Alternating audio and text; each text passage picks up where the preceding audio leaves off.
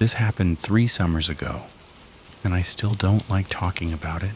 My friend Caleb's uncle owned a small boat, and one weekend he dropped 4 of us off on a tiny wooded island about 20 minutes from shore. It wasn't some tropical place, just a patch of trees and rock in the middle of a lake. No houses, no docks, no cell service. The plan was simple. Fish, camp, leave the next afternoon. When he dropped us off, he joked, "Don't go exploring too far, you never know what's out there." We thought he meant animals. The island wasn't big, you could probably walk around it in 20 minutes.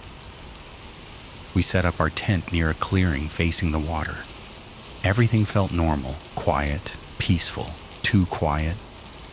That first night around 11 p.m., we heard footsteps, not animal sounds, not branches snapping randomly, footsteps slow, measured, circling the tent. We froze. Caleb whispered, "Probably a deer." But deer don't walk in perfect circles. The steps stopped right outside the tent. Then something dragged slowly across the fabric, like a fingernail. None of us moved. After about 30 seconds, the footsteps walked away toward the trees. We didn't sleep. The next morning we tried laughing it off. We walked the entire island in daylight. There were no other boats, no fresh campsites, no footprints besides ours. But on the backside of the island, near the thickest part of the woods, we found something that made my stomach drop. A small fire pit. Cold. Recently used. And around it were 4 flat rocks, positioned like seats, facing inward, like whoever built it wasn't alone. We hadn't seen it the day before, we hadn't built it. We decided to stay close to camp that day. Around sunset, the air changed. It felt heavy. The lake was completely still. Then we heard it. A whistle. 2 short notes. From the woods. Caleb whistled back as a joke. Immediately, the same whistle came back. From behind us. Not from the trees, from the shoreline. We turned slowly. There was no one there. The boat wasn't coming until morning. The whistle came again. Closer. From the trees now. And then we heard running. Fast. Crashing through brush. Circling us. We bolted into the tent and zipped it shut like that would do anything. The footsteps started again. This time faster, pacing. Heavy breathing outside. Then a voice. Soft. Right next to the tent. "Why are you here?" It didn't sound angry. It sounded curious. We didn't answer.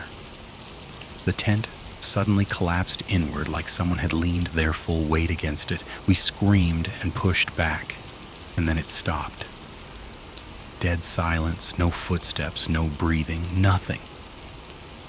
We stayed awake the entire night, holding pocket knives like that would help. When the sun finally rose, we crawled out. The fire pit in the woods?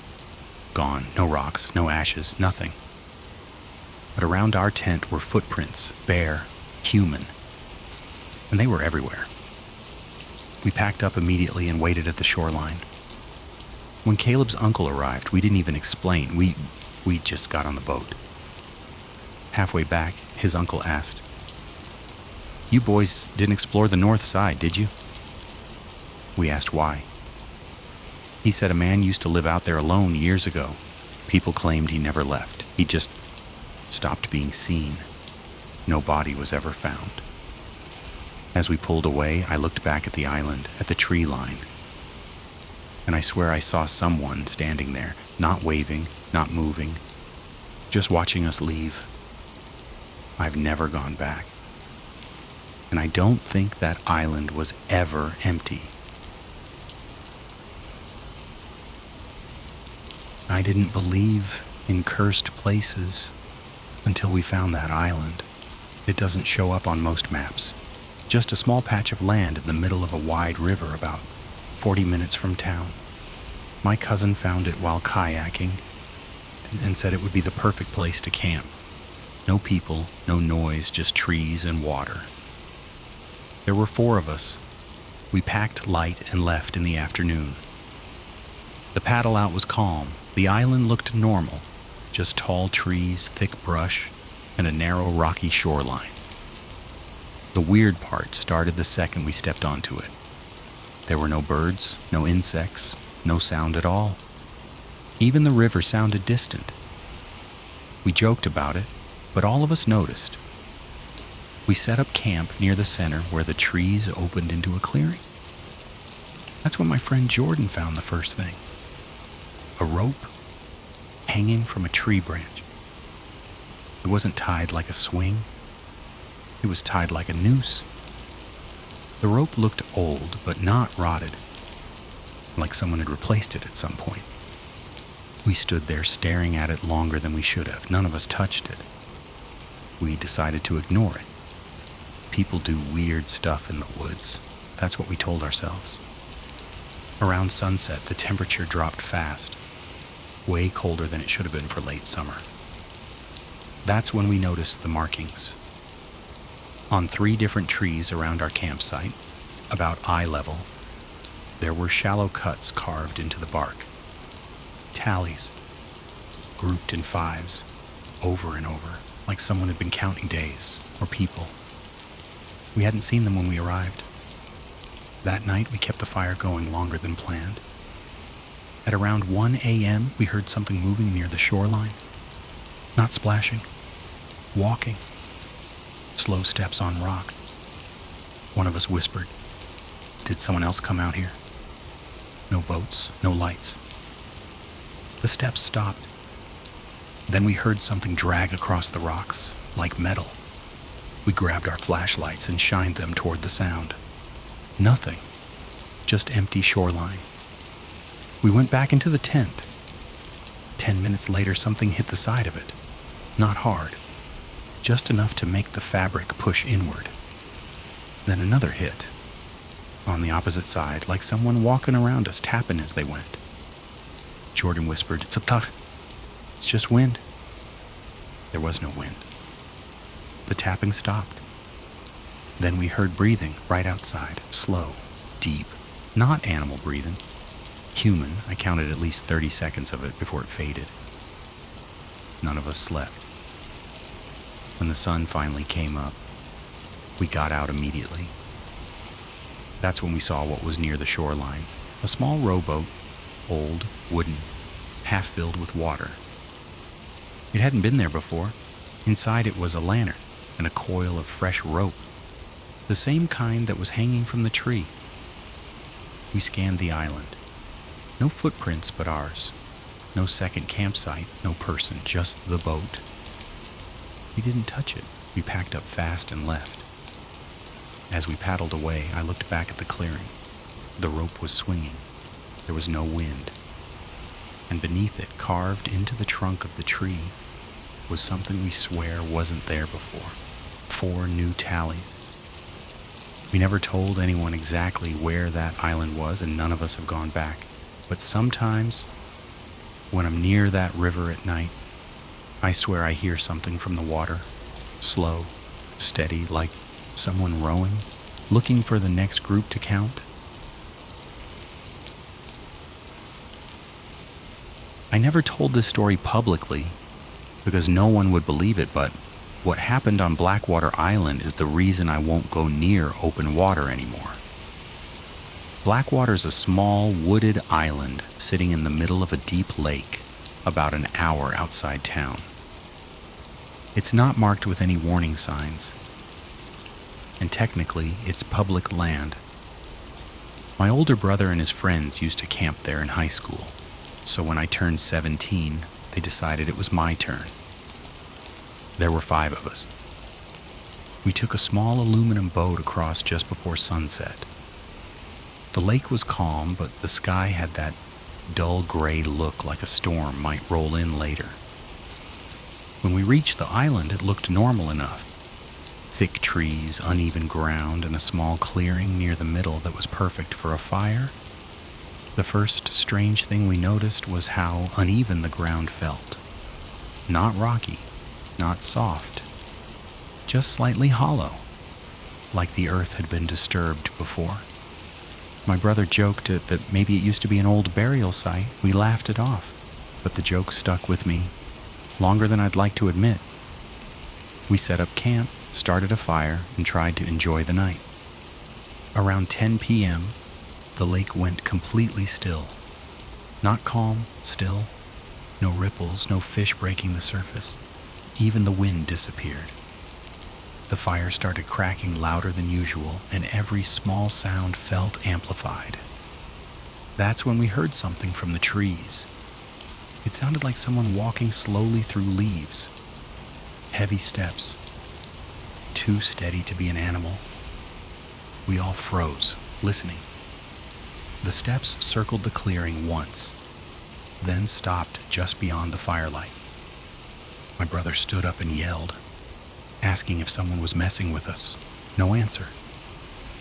Then, from the darkness, we heard a splash, like someone had stepped into the water. But none of us had seen anyone pass the clearing. One of my brother's friends grabbed a flashlight and walked toward the shoreline. The rest of us followed. The beam scanned across the trees and landed on the dock. There wasn't supposed to be a dock. Blackwater Island didn't have one. But there it was, a narrow wooden dock extending a few feet into the lake, old and warped, like it had been there for decades, and tied to it was a boat, not ours. This one was larger, wooden, and looked ancient. No motor, just 2 oars resting neatly inside. We stared at it in silence. The lake was still completely flat. My brother swore it hadn't been there when we arrived. One of us suggested maybe someone else had come earlier and left it, but there were no other boats on the water. We could see clear across the lake. That's when the boat shifted, not rocked by waves. Shifted, like someone inside had adjusted their weight. The flashlight beam shook as it scanned the interior, empty. But the oars slowly rolled to one side on their own. That was enough for us. We turned to head back to camp, except camp wasn't there. The clearing looked different. The fire was gone, no tent, no bags, just flat dirt like nothing had ever been set up. We all started talking at once, trying to make sense of it. We hadn't walked far. The shoreline was only maybe 50 feet from where we had been sitting. Then we saw the tallies carved into the nearest tree. 5 lines scratched deep into the bark. Underneath them was a single word. Wait. The splash came again, this time behind us. We spun around. The old boat was no longer tied to the dock. It was drifting slowly toward shore, toward us. And standing in it was a figure, tall, completely still. No features visible. Just a dark outline against the gray water. No rowing, no movement, just gliding forward. We ran. I don't remember grabbing anything. I don't remember how we found our own boat, but somehow it was back where we'd left it. We pushed off without looking back. Halfway across the lake, I finally turned around. Blackwater Island looked normal again. No dock, no second boat, no clearing, just trees. When we reached the other side, my brother counted us. There were 4. We had left with 5. At first we thought someone had fallen behind, but no one could remember who was missing. It felt like trying to recall a dream that fades, so the harder you think about it. We searched the shoreline for an hour, nothing. The next day we reported it, but there was no record of anyone else being with us. No photos, no texts. Even in group pictures from earlier that week, there were only 4 of us. I went back to the lake once, months later, just to prove to myself it was real. From the shore, I could see the island in the distance, and for just a second I saw a dock. A small wooden dock with a boat tied to it. and 5 tall figures standing at the edge, facing the water, waiting